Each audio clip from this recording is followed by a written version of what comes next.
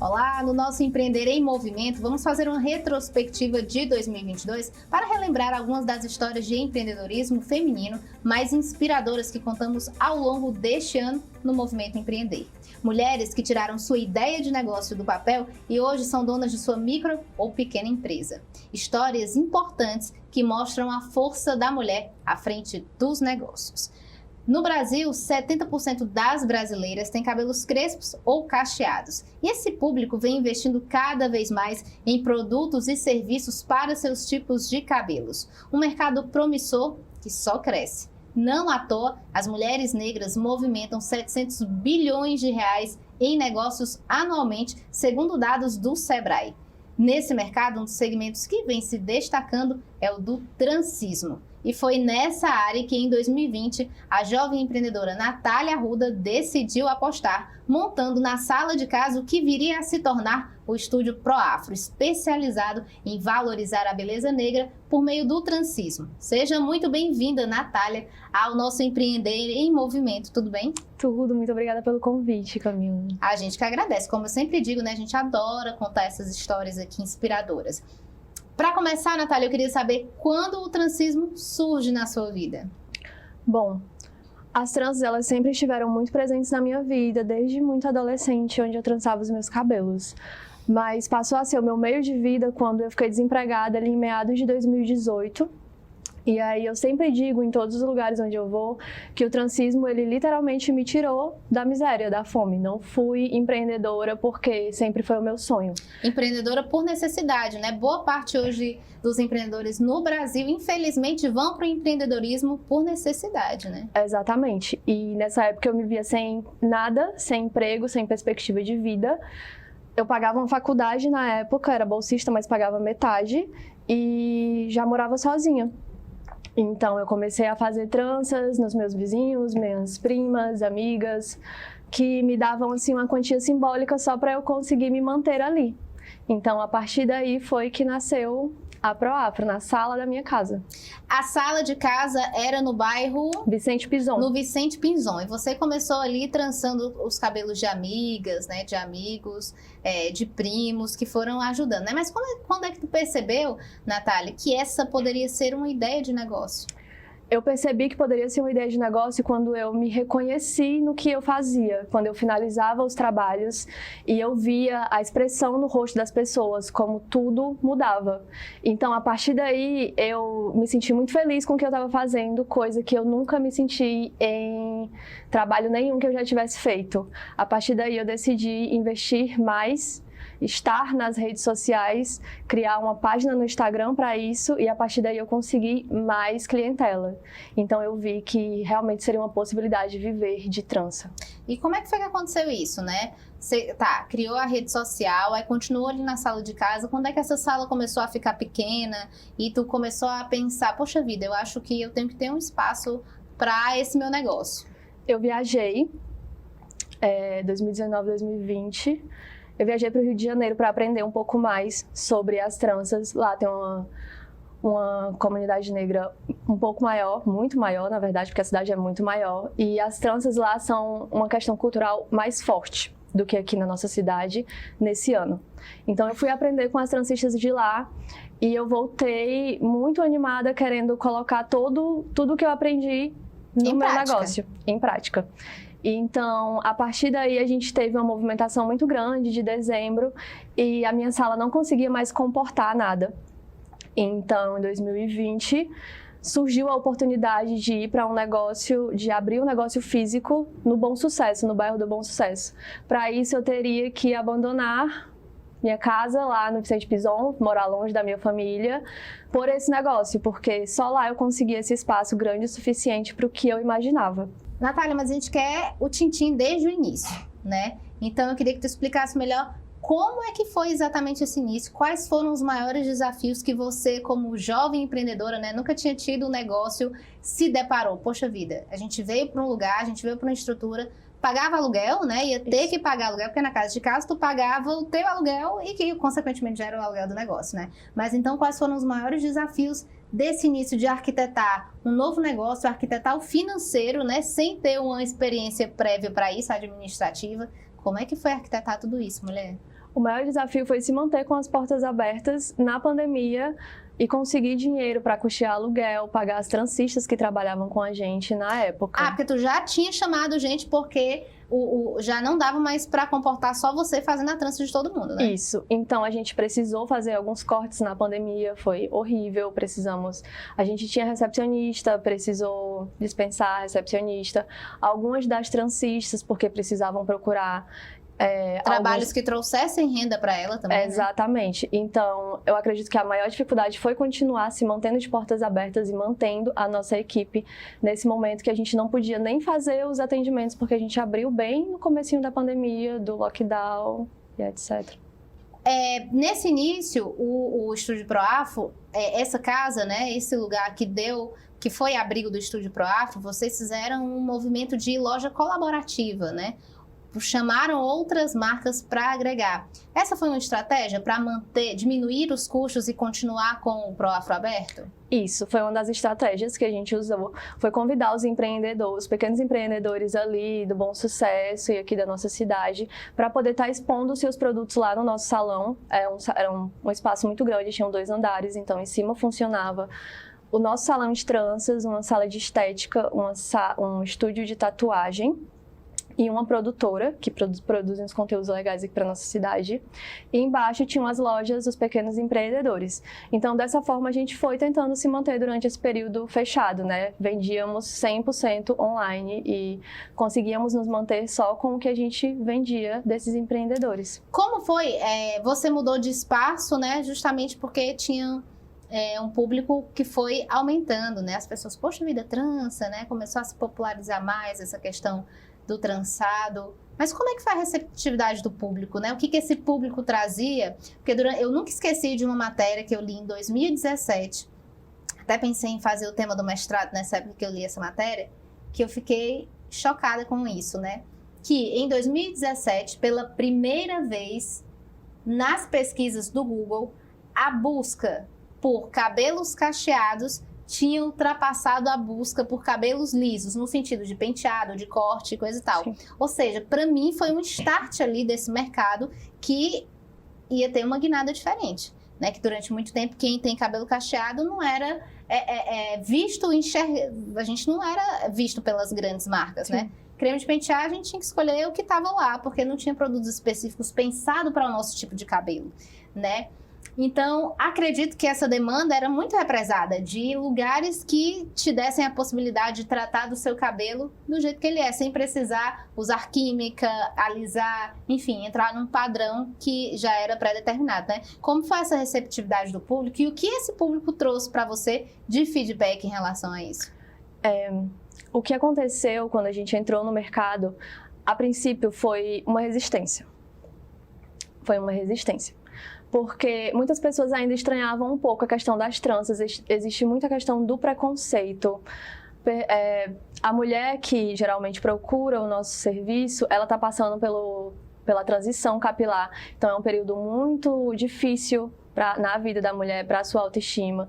Então, qualquer coisa faz ela ali estar desistindo e voltar a alisar os cabelos.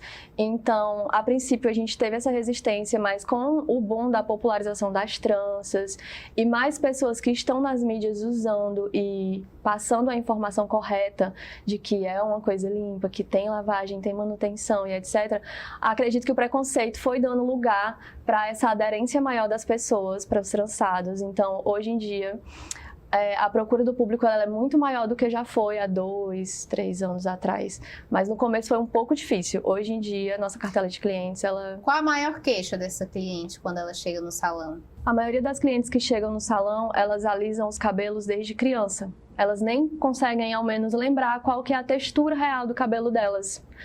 E é sempre por unanimidade. Não tinha produto.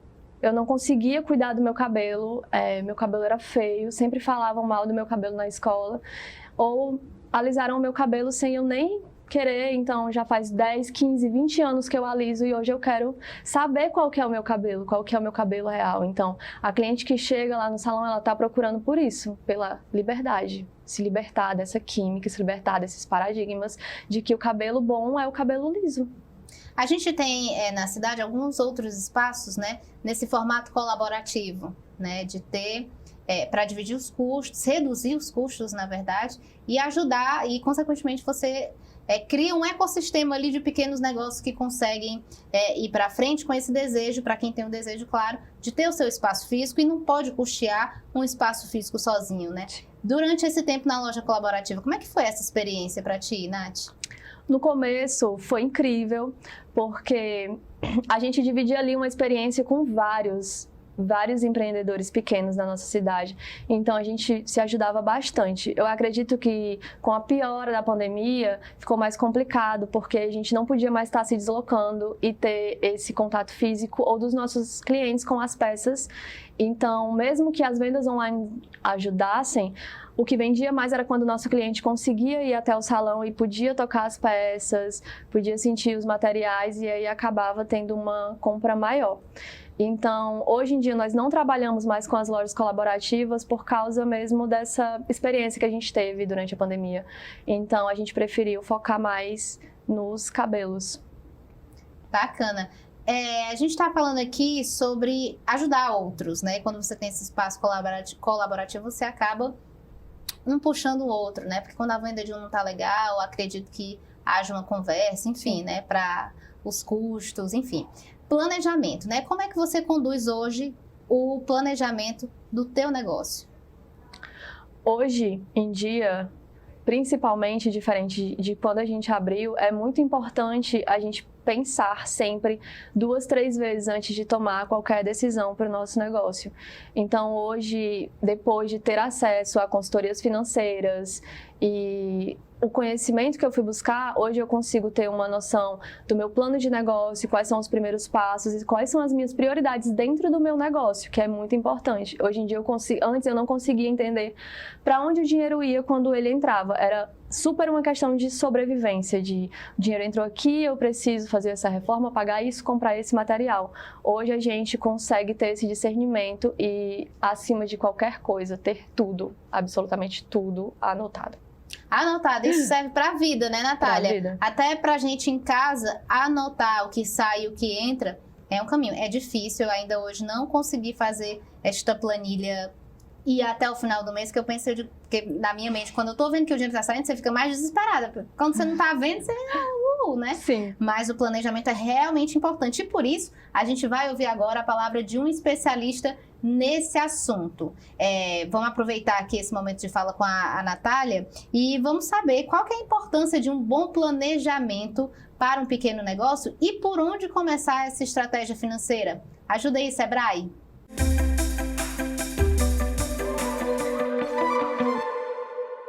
Uma das maiores demandas do pequeno negócio por consultoria é na área da gestão financeira. O Sebrae recebe muitas demandas nessa área e realmente a área financeira é o coração do pequeno negócio. O empresário, o empreendedor, ele precisa fazer esse planejamento financeiro para que as finanças do seu negócio possam fluir de uma maneira melhor, né? E ele possa, de fato, estar com a saúde financeira em dias. O empreendedor precisa estar atento a diversos aspectos, né? Dos custos fixos, custos variáveis, despesas do dia a dia, despesas administrativas, contas a pagar, contas a receber, o capital de giro necessário para que a empresa pague todas as suas contas e tenha aí uma sobra para fazer investimentos, trocar maquinário, investir em equipamentos, investir na inovação, no melhor atendimento dos seus clientes, inovar, né? E também ficar atento ao fluxo de caixa, fazer uma projeção do seu fluxo de caixa para os próximos meses, saber se o negócio ele é sazonal, ou seja, se em determinadas épocas do ano ele vai faturar menos e outras ele vai faturar mais. Então, nesse período que o negócio fatura um pouco mais, ele guarda um pouco mais também, para no momento que a receita reduzir, ele ter como pagar seus custos fixos. Então, tudo isso faz parte do planejamento financeiro de um pequeno negócio e que o empresário precisa estar atento a estas questões para que, de fato, a empresa seja sustentável, a empresa continue sendo viável e ela permaneça nessa condição de crescimento e de sustentabilidade no mercado cada vez mais competitivo que a gente tem hoje. Muito bacana. Como o nosso especialista do Sebrae aí trouxe, né, Natália? Planejamento é tudo, seja estratégico, seja de comunicação para as redes sociais e seja financeiro, claro. Porque eu acredito que um negócio não tem como ir para frente se você não souber o que sai, não souber diferenciar de fato aí, como ele falou, né? O que entra no caixa, o que é da empresa e o que é seu do CNPJ, o que é da pessoa física, né? O que é do CPF. Então, complica se você não tiver essa organização. Você estava falando antes desse público, né? Do desejo que ele tem, né? Das principais queixas que ele leva ao salão. Porque eu acredito que salão é tipo uma terapia, né? Você vai lá, você conversa com a pessoa que está fazendo o serviço, você dialoga, enfim, é uma terapia. Mas, da tua casa, quando tu notou que o público estava aumentando, mudou de bairro, foi para o Bom Sucesso, né, para esse espaço físico, começou a receber esses clientes. Mas como é que você foi ampliando essa cartela de clientes, né? Como é que tu foi? Que estratégias você utilizou para alcançar novos públicos para além daquele pessoal? Porque para sair da tua casa, que eram os amigos e primos, aí os primos falaram para os amigos, mas bom, sim, eu preciso sair daqui do bairro também, eu preciso alcançar outras pessoas. Que estratégias foi que você utilizou aí para ampliar essa cartela? A priori a gente se colocou dentro do meio digital, né? Abrimos uma página no Instagram. Então, depois disso, quando conquistamos o nosso espaço físico e a gente viu que a gente tinha uma estrutura para receber outras pessoas com influência no nosso salão, então a gente começou a procurar artistas para trabalhar com artistas e sociais media, né, que exercem aí esse marketing de influência. Então, a partir daí, a gente começou a atender os públicos dessas pessoas, os artistas com quem a gente já trabalhou aqui na cidade, a partir também dos espaços que a gente conseguiu dentro das mídias, dos jornais, emissoras. Então, a nossa cartela ela foi crescendo a partir desse momento que a gente usou essa estratégia do marketing do digital. Né? Bacana. E como é que foi, né? Que vocês desenharam persona? Quem são essas pessoas que vêm no nosso salão? Direcionaram para algum público específico? Eu acho que essa é uma das maiores demandas, né, dos pequenos empreendedores. Como você arquiteta as redes sociais? Como transformar like em venda? Porque nem sempre like significa que você está conseguindo vender o seu serviço, o seu produto, enfim. Como é que vocês pensaram estrategicamente? Era Natália ali usando a cabecinha, o cérebro ali para funcionar, queimando alguns miolos ali para pensar nessa estratégia? E por que caminho foi? Tu seguia algum perfil para se balizar, né? Sim. Porque para ganhar essa expertise também, né? Como eu venho do Vicente Pison, né? Então nunca tive tanto acesso assim. Quando eu abri a Proafro, me vi ali dona de uma empresa, eu vi que eu precisava ter informação financeira, de marketing, administração, todas essas coisas sem dinheiro para pagar um curso, complicado. Mas a internet, ela me ajudou muito, foi um braço muito forte nesse meu processo como empreendedora. Então, eu contratei alguns cursos online sobre como administrar suas mídias e a partir daí eu fui pensando a persona do meu negócio. O que é que a Proafro é? O que é que ela quer passar? Quais são os princípios? A gente não vende só cabelo. Nós temos uma história muito mais forte por trás disso. A gente carrega todo o peso da negritude, todo o peso da história, todo o peso do preconceito, tudo isso a gente carrega. Então, a gente procurou pessoas que pudessem representar a nossa marca e representar os nossos princípios. Pessoas que se colocam na internet e falam sobre isso, pessoas dentro da nossa militância, dentro da nossa comunidade negra que tem influência. Então, a partir daí, a gente começou a fazer parcerias com essas pessoas e o público dela, que tem a ver com a nossa marca também, começou a aderir à nossa proposta, ao nosso negócio. Então, a partir daí, a gente começou a formar a nossa cartela de clientes. Tanto que a Proafro, que era no bairro Bom Sucesso, nesse sistema colaborativo, que depois de um tempo, né, de amadurecimento dessa ideia, a Natália decidiu que ter o próprio espaço dela já era possível. Né? Ela não precisava mais depender exatamente daquele espaço dividindo tudo para continuar o negócio. E aí tomou a decisão de ampliar o negócio, mudando de bairro e indo em busca de outros públicos, que eu acredito que tenha sido esse o foco quando você muda do lugar de onde você está, né? É conseguir também chamar outros públicos, porque quem ia até o Bom Sucesso ou quem era do próprio bairro, migra com você, né? Quando você oferece um bom serviço, o cliente vai junto, né? Hoje, onde está a Proafro, por que você decidiu mudar de lugar e como é que está o teu negócio hoje, a partir dessa mudança? Bom,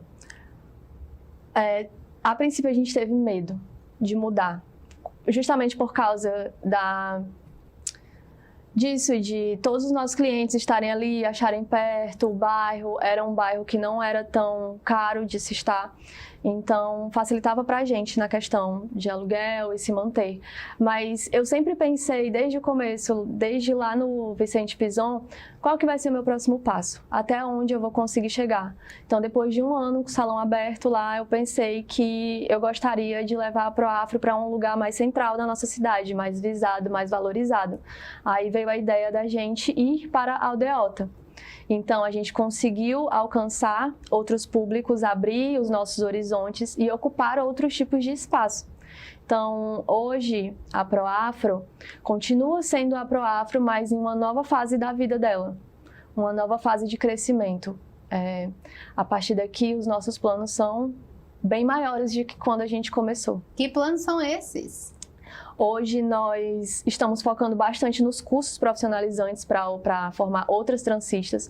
Nós já temos mais de 30 alunas formadas, temos um programa de bolsas de estudo para alunas periféricas que não conseguem, mulheres principalmente, mulheres que não conseguem custear o valor inteiro do curso, mas estão procurando essa profissionalização, a gente facilita, gera bolsas de 50% a 100%. E os nossos objetivos são ainda maiores, de abrir outro salão, se tudo der certo até o ano que vem, e ampliar mais a questão da profissionalização dos cursos da Proafro, porque se você for pensar hoje, aqui na nossa cidade, e eu acredito que em outras, pelas minhas pesquisas, não existe um curso profissionalizante para tranças. Tranças, todos os tipos de trançados são o futuro. O mercado ele só cresce, ele não vai diminuir, ele só vem crescendo, é só você olhar matematicamente de 2018 para cá. Só cresce, só se populariza mais. E ainda assim, não existe, por exemplo, em órgãos públicos, cursos que profissionalizam como cursos de cabeleireiro, que ensinam a usar alisante e essas coisas. Aí não leva em consideração ainda esse outro mercado. Então aqui a gente já deixa um recado aqui, né, para o poder público, dizer, vamos inserir aí nos cursos profissionalizantes também esse outro mercado. Sim. Que só cresce. Ou seja, demanda tem, né? Sim. E esse é o meu objetivo, é tornar isso uma profissionalização para mais mulheres, e para isso eu estou procurando parcerias com órgãos públicos e, enfim, planos para o ano que vem. E como é que tem sido essa nova etapa nesse sentido, né? Esse novo espaço? Os antigos clientes acompanharam o Proafro? Você já tem nova cartela de clientes desse novo endereço? Como é que está esse momento agora do Estúdio Proafro? Eu acredito que é um dos melhores momentos que a gente passou. Dentro da pandemia, no pior da pandemia, eu acreditei que a gente fosse fechar algumas vezes. Teve momentos que eu não acreditei no meu processo e que eu duvidei da capacidade da gente conseguir passar por isso. E hoje eu vejo o quanto foi bom se fortalecer e continuar acreditando no processo, porque hoje estamos aqui, num dos melhores momentos da Proafro, estamos num prédio comercial que tem portaria 24 horas, elevador, coisas que a Natália lá, do Vicente Pison, não imaginava, entende? Então, hoje, os meus horizontes e a minha mente, ela não tem limite. Então, esse processo e esse momento que a gente está vivendo hoje, para mim, é um dos melhores, e eu imagino que daqui para frente é só crescimento. Para ti, né, mulher negra, periférica, à frente de um negócio, quais os desafios do empreendedorismo feminino que a gente tem que a gente tem enfrentado e os desafios que a gente tem que enfrentar ainda para que tenha paridade, né, entre a quantidade de mulheres que a gente tem no país e a quantidade de mulheres que estão não só à frente de negócios, mas que estão à frente de cargos de liderança, né, em frente dos altos cargos das empresas, das multinacionais, enfim. Camila, eu acredito que a maior dificuldade que eu encontrei e que encontro até hoje, apesar de todos os lugares em que eu já ocupei levando a palavra da Proafro, é ser levada a sério. Literalmente isso, ser levada a sério. É alguém olhar para mim e me levar a sério. Tem uma história, que eu não sei se eu posso contar, mas eu acho que eu posso, é que fazendo essas parcerias com o órgão público, eu fui procurar parceiros, né? Patrocinadores, para poder movimentar mais o curso. E simplesmente eu chegando lá falando, olha, estou aqui junto com a prefeitura, estamos procurando parceiros e etc. A pessoa não acreditou, porque ela olhou para mim e pensou, não, isso não é verdade. Então, não acredito que não só por ser mulher, mas por ser uma mulher preta que vem da favela. Isso é uma coisa que é um dos meus maiores obstáculos, é as pessoas olharem para mim e comprarem a minha ideia. Na época que eu estava juntando os empreendedores para fazer parte do coletivo Proafro, quando ainda éramos uma loja colaborativa, esse foi um dos problemas. As pessoas olhavam para mim e simplesmente não acreditavam que o que eu falava podia fazer algum sentido ou ser levado a sério. Então, hoje eu me vejo ocupando espaços onde eu preciso montar uma persona, me fantasiar de uma coisa para que as pessoas me levem a sério, para que as pessoas me escutem e entendam que eu tenho autoridade no que eu falo, que eu tenho experiência no que eu falo, que eu sou uma profissional, uma empresária. Então, um grande desafio realmente, viu, Natália? Sim, então é complicado. Ser levada a sério dentro do mercado, sendo mulher e, acima de tudo, ser levada a sério sendo mulher e preta. Aí já é para mim uma grande mensagem, não só para mim, como para você que está nos assistindo, como também para o poder público como todo, as empresas, né? Mulher preta periférica, ela empreende sim, ela é empresária, ela tem potência, né? Inclusive, se tivesse uma ajuda mais forte do poder público, chegasse junto com mais força, talvez teria ainda mais potência, né? Para finalizar, que a gente está chegando aqui ao final do nosso programa, Natália, que mensagem você deixa aí para que outras empreendedoras possam tomar coragem e também ter o seu próprio negócio, ou aquela que já tomou coragem, já tem o seu negócio, mas sabe dos desafios, né? Tem enfrentado muitas dificuldades, para que elas também possam permanecer. Que mensagem você deixa para essas mulheres empreendedoras ou que ainda vão empreender? Se eu pudesse falar alguma coisa, seria confie no seu processo acima de tudo e qualquer coisa, porque não querendo romantizar o empreendedorismo, a maioria das pessoas elas empreendem por necessidade, principalmente quem vem da periferia como eu vim. Então, confie no seu processo, tente se organizar ao máximo. Nada vai acontecer se você não o fizer, se você não levantar lá da cadeira e for correr atrás das suas coisas. Não é difícil, não é fácil, na verdade. Para a mulher é mais difícil ainda, então não desista. Maravilha! E é com essa super mensagem da Natália que a gente vai se despedindo desse programa. Eu queria muitíssimo agradecer a você, Natália, por essa participação, por dividir sua história muito bacana. São muitos desafios no empreendedorismo, como você colocou, né? E é muito bacana ver como a garra e a força dessas milhares de mulheres, essas muitas mulheres que a gente vem contando a história aqui no Movimento Empreender, colocam esses negócios, muito bem, obrigada, pra frente. Natália, claro, deixa aí o teu @, né? Como é que as pessoas encontram o Proafro? Hoje nós estamos lá na Santos Dumont, 1267, pertinho da Luísa Távora, e para encontrar a gente no Instagram é só acessar @estudioproafro e você vai encontrar lá toda a nossa cartela de preços, modelos, tudo sobre. Então cuida, segue lá a gente. Maravilha, obrigada, Natália. A gente agradece aqui sua participação e do Estúdio Proafro. E é isso, esse programa vai ficando por aqui. Mas lembrando a você que o Movimento Empreender tem muito mais conteúdo para você. Acesse lá movimentoempreender.com e tem acesso a todo o material incrível que a gente prepara diariamente para fazer o seu negócio chegar mais longe. Até o próximo episódio. Tchau!